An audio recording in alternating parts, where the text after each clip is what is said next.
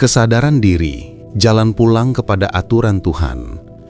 Hidup itu unik, kadang kita merasa sedang bebas, padahal sebenarnya kita hanya sedang berjalan jauh dari rumah. Rumah yang aku maksud bukan bangunan, tapi arah. Tempat di mana hati kita benar-benar menemukan tenang. Dan arah itu selalu menunjuk pada satu titik, Tuhan. Tapi jujur, manusia sering lupa. Kita sibuk ngejar validasi orang lain, sibuk bikin target-target hidup, sibuk kejar yang katanya standar sukses. Padahal di sela-sela kesibukan itu, hati kita berbisik, aku kosong. Itu tanda bahwa ada sesuatu yang hilang, dan yang hilang itu bukan uang, bukan cinta dari sesama manusia, tapi hubungan kita dengan Sang Pencipta. Aturan Tuhan kadang kita anggap kaku. Kita berpikir, kalau terlalu taat nanti hidupku jadi ribet, nggak bisa enjoy. Padahal kalau dipikir jernih, aturan itu justru pagar yang melindungi. Sama kayak main bola. Coba bayangin kalau nggak ada garis pembatas lapangan. Semua pemain bakal lari kemana-mana, tabrakan, kacau, dan permainan nggak ada indahnya. Begitu pula hidup, tanpa aturan Tuhan, kita bisa tersesat dalam kebebasan yang semu. Kesadaran diri tentang hal ini nggak datang tiba-tiba. Biasanya muncul dari luka, kegagalan, atau titik jenuh. Waktu kita lagi jatuh, baru sadar dunia ini rapuh dan tempat paling aman itu ya cuma dalam genggaman Tuhan. Dari situ kita mulai bertanya ke diri sendiri, aku udah sejauh ini lari dari aturannya, apa aku masih bisa balik?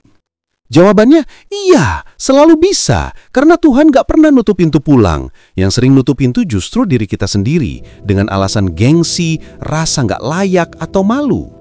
Padahal kembali kepada aturan Tuhan itu bukan tentang berubah jadi malaikat yang gak pernah salah. Kita tetap manusia, tetap punya hawa nafsu, tetap bisa keliru. Tapi bedanya, orang yang sadar akan terus berusaha kembali meski jatuh.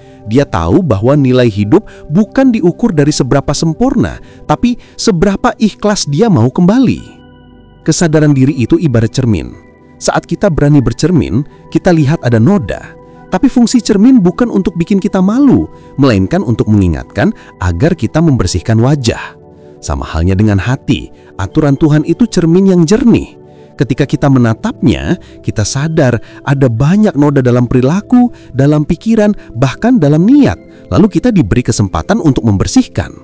Kembali pada aturan Tuhan juga bikin hidup lebih ringan. Karena kita nggak lagi sibuk pura-pura kuat, kita nggak lagi terjebak dalam standar dunia yang berubah-ubah.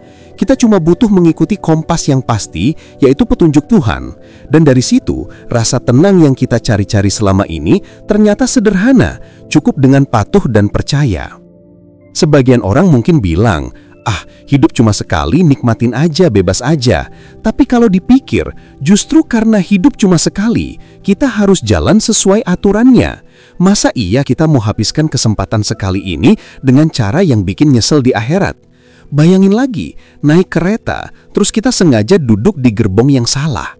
Kita bisa enjoy sebentar, tapi ujung-ujungnya kita nyampe ke tujuan yang salah. Begitu juga dengan hidup, aturan Tuhan itu kayak tiket dan jalur yang benar supaya kita sampai ke tujuan akhir yang selamat. Kesadaran ini nggak instan. Kadang prosesnya panjang, penuh tarik ulur antara nafsu dan nurani. Ada masa kita jauh, ada masa kita dekat. Tapi selama kita nggak menyerah buat terus kembali, itu udah bukti cinta kita pada Tuhan. Ingat, Tuhan nggak pernah minta kita sempurna, tapi Dia suka pada hati yang tulus mau pulang. Jadi, apa langkah pertama untuk kembali? Bukan langsung berubah drastis, tapi mulai dari kesadaran kecil. Sadar bahwa napas ini miliknya, sadar bahwa waktu yang kita punya terbatas, sadar bahwa tanpa aturannya, kita gampang terseret arus dunia. Dari kesadaran kecil itu, lahirlah tindakan kecil. Berdoa lebih ikhlas, jaga hati lebih baik, taat pada hal-hal yang mungkin sederhana, tapi bermakna. Sedikit demi sedikit, langkah itu jadi jalan pulang. Hidup ini pada akhirnya bukan tentang seberapa jauh kita melangkah, tapi seberapa dekat kita dengan Tuhan.